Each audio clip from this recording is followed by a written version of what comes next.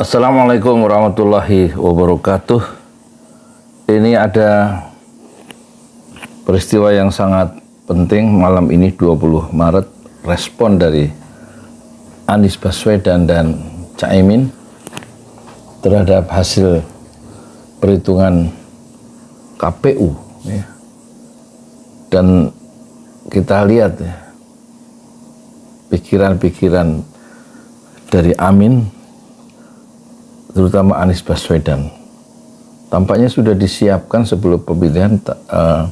Kelihatannya dari sorot mata mereka, dari pergerakan bola mata mereka, tampaknya mereka membaca teleprompter ya, satu layar yang sudah disiapkan, ada teks di situ. Kita mulai.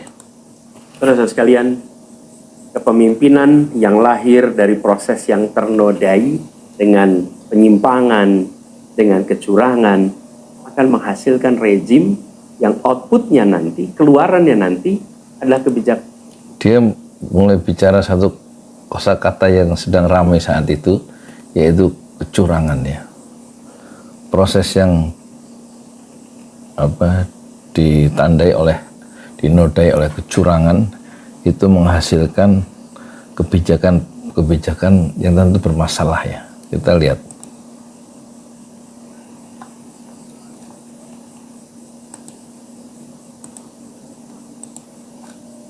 Kebijakan yang penuh dengan ketidakadilan. Dan ini yang tidak ingin kita temui di Indonesia. Kita tidak ingin ini terjadi. Dalam prinsip negara demokrasi modern, ketika melihat ketidaknormalan, ketika melihat penyimpangan. Ada istilah ketidaknormalan dan penyimpangan. Ada kecurangan, ketidaknormalan, dan penyimpangan. Demokrasi. Maka langkah yang dilakukan bukanlah marah-marah lalu melakukan agitasi kepada publik, tapi langkah yang dilakukan adalah mengumpulkan semua sinyalemen, semua bukti-bukti untuk kemudian nanti dibawa ke depan hakim, ke depan Mahkamah Konstitusi. Ini ciri pribadi, ciri organisasi, dan ciri negara yang modern, yang matang, yang beradab. Jadi kalau melihat kecurangan, penyimpangan, ketidaknormalan dalam demokrasi, menurut Anies Baswedan, caranya bukan membawa atau membakar kayu bakar, yaitu publik dibakar, melakukan agitasi ke publik, tapi membawa bukti-bukti itu ke depan hakim, yaitu Mahkamah Konstitusi. Dan dia akan menempuh jalur yang sudah disediakan oleh demokrasi. Karena itu sejak awal kami katakan, kami tidak akan gegabah. Walaupun kami merasakan sejak masa kampanye sampai pemilihan terlalu banyak ketidaknormalan, penyimpangan yang kami alami. Tapi kami memilih untuk mengumpulkan itu semua secara hati-hati, melakukan validasi, memastikan akurat. Kenapa?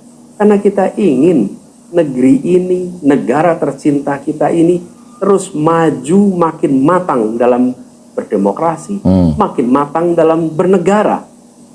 Dan ini kita kerjakan dengan keseriusan. Kita tidak ingin proses demokrasi yang terjadi membuat kita mundur mendekati masa pra-reformasi. Ini penting ya poinnya. Jadi ada keseriusan dan ada kehati-hatian dalam perspektif Anies Baswedan untuk membawa negara ini, demokrasinya maju secara kualitatif dengan cara menempuh jalur hukum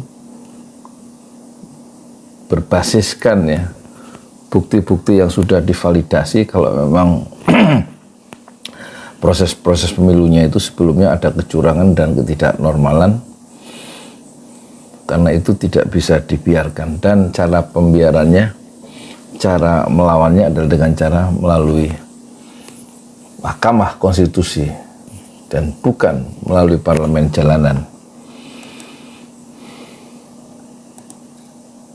Karena itulah kita menjaga semua proses ini secara baik, secara tertib.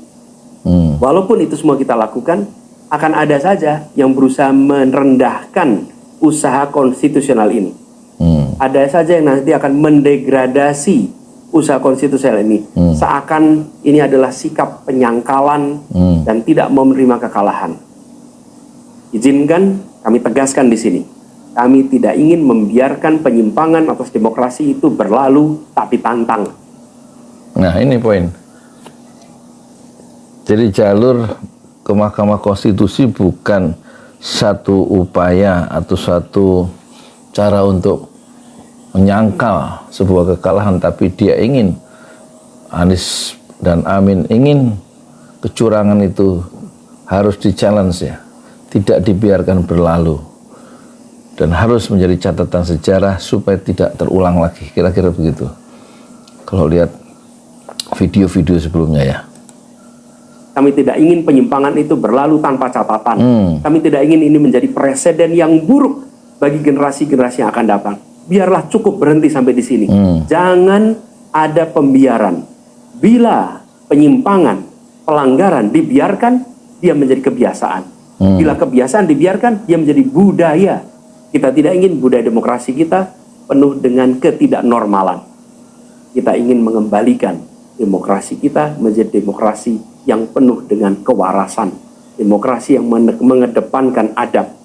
Ini yang harus kita kejar. Itu tesis dari Anies Baswedan ya, bahwa kecurangan dalam proses-proses demokrasi kita, terutama kemarin Pilpres, itu ketidakwarasan, ketidaknormalan, itu harus di-challenge ya, dengan serius, dengan data-data yang akurat, yang sudah divalidasi.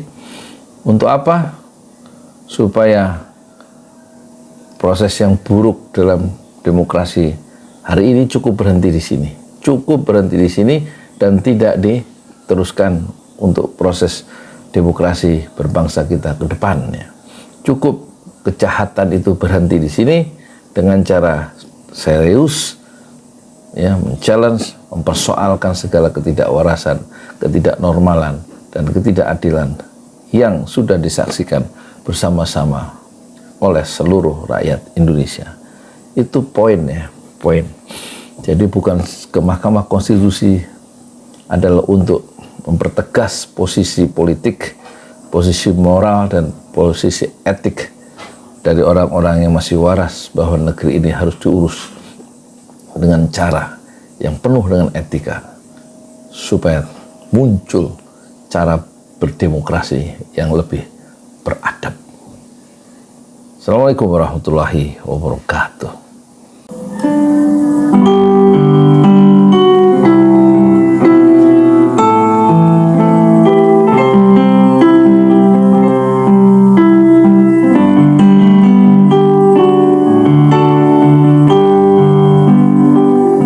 Tanah air ku tidak lupakan, kan terkenang selama hidup.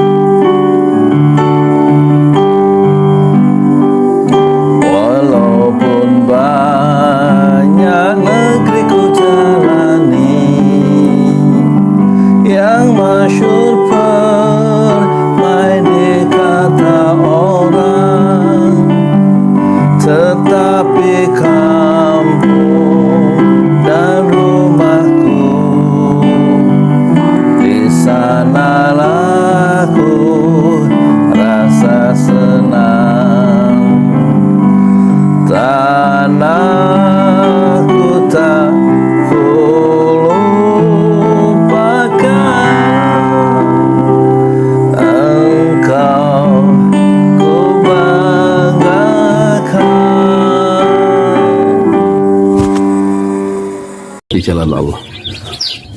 Ini Masjid Enam Syuhada lagi dikunjungi sama Ketua Hilmi. Modal awalnya berapa Pak Yudi Pramuko? 750.000 Rp750.000 aja. Jadi ini 500 jutaan nih barang. Sekarang udah habis 310. Masya Allah, tuh udah pakai keramik, laponnya tinggal. Granit tuh kayak marmer. Tuh, Masya Allah nih, sampai juga kita ke sini. Masjid Enam Syuhada, ngapa namanya Masjid Enam Syuhada, Pak Yudi? Kita mau mendokumentasikan perjuangan dakwahan nama anak muda pengawal Habib Rizik Syihab itu. Masya Allah. Yang dibunuh sama orang jahat di kilometer 50. Kilometer 50 ya. Itu kan simbol memperjuangkan dakwah itu kita harus memberikan segalanya untuk Islam kan ya. Untuk Masya dakwah Allah. Islam. Dan nama anak muda itulah yang sudah memberikan segalanya untuk Islam. Masya Allah. Apa nanti nama pemuda itu ada juga di sini mungkin diterahkan? Mungkin namanya 6 syuhada. 6 syuhada itu, Iya, 6 syuhada dipasang di sini, 6 syuhada. Bip Ali, apa yang dikomentarin dari ini semua, Bip Ali? Masya Allah, luar biasa. Dari uang 700.000, kalau pengen ternyata bisa. Bisa. Allah kirim. Tuh, bisa. Ya, dengan Masya. dengan masuk satu gang kecil, tapi Bapak ini luar biasa. Kecil tuh. Oh, Masya Allah ya. Satu call aja. Masya Allah. Perjuangan Pak Yudi Pramuko, YouTuber sejagat paling tua. Tertua di semesta. Tertua di semesta. Masya Allah. Tukang donat. Tukang donat. Tukang donat dari Paru. Ini saya laporkan dari lapangan ini, langsung dari Masjid Enam Syuhada. Masya Allah. Dan ini dia. Dalam lihat ah. Tuh, lihat tuh masjidnya. Tuh imamnya di situ tuh. Malam-malam lagi kita. Masya Allah. Masih kurang nih. Atapnya katanya transfer aja.